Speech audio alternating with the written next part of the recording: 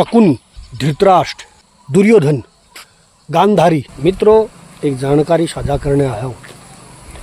आज से बहुत सालों पहले महाभारत से जब तक युद्ध नहीं हुआ, जब महाभारत का युद्ध भी नहीं हुआ था, उस समय की बात आज मैं आप लोगों से करने आया हूँ। उस दौर में गांधारी जो थी, अभी गांधारी जहाँ जो नाम उनका इसलिए था कि गांधार की वो मतलब राजकुमारी थी, तो उनका नाम गांधारी ही रख दिया गया।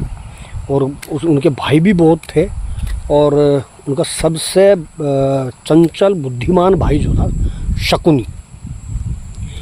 शकुनी बहुत ही बुद्धिमान, बहुत ही चतुर, चालबाज, क्लेवर, एकदम चालाक, खतरनाक तरीके से वो था। तो गांधारी की जब कोई श्राप लगा हुआ था, जब उनकी शादी हुई तो शादी के समय जो शकुनी के पिता थे उन्होंने बताया नहीं था कि एक्चुअल में से प्रॉब्लम क्या है सही मायने में। तो उन्होंने उनकी पहली शादी एक बकरे से करा दी थी, और बकरे से करा करके उसकी बकरे की बलि दे दी गई थी। और तो फिर उसकी शादी, गांधारी जी की शादी यहाँ धृतराष्ट्र से हुई थी।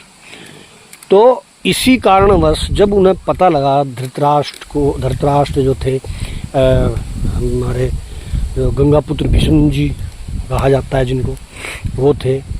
तो उन्होंने जब पता चला तो उन्होंने शकुनी सहित उसके जितने भी भाई थे, सारे भाई, सब भाइयों को और उनके पिता को जो है बंदी बना लिया।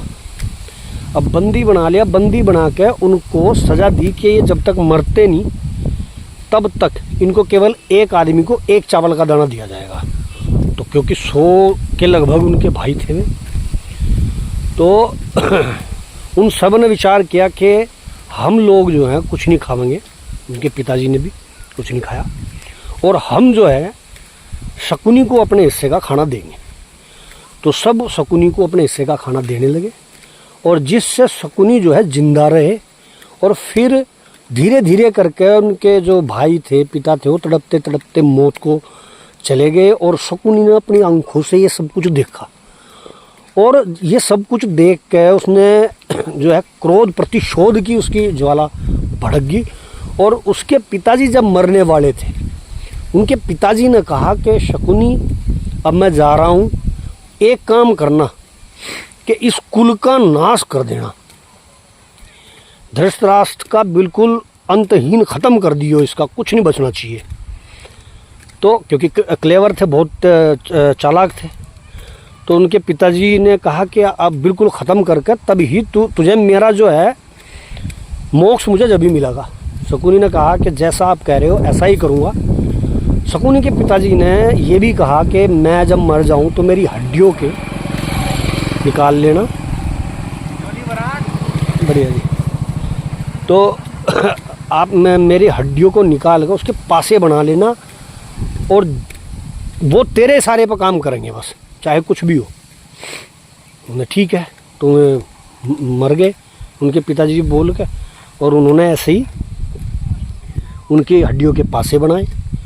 और दुर्योधन से, इन सबसे बड़ों से कहा कि देखो मेरा सब कुछ ख़त्म हो गया, मैं ही बचाऊं, तो आप उसी हिसाब से खाना देते थे, तो मुझे आप छोड़ दो, मैं दुर्योधन के साथ रहना चाहता हूँ। तो वो दुर्योधन के साथ आ गए।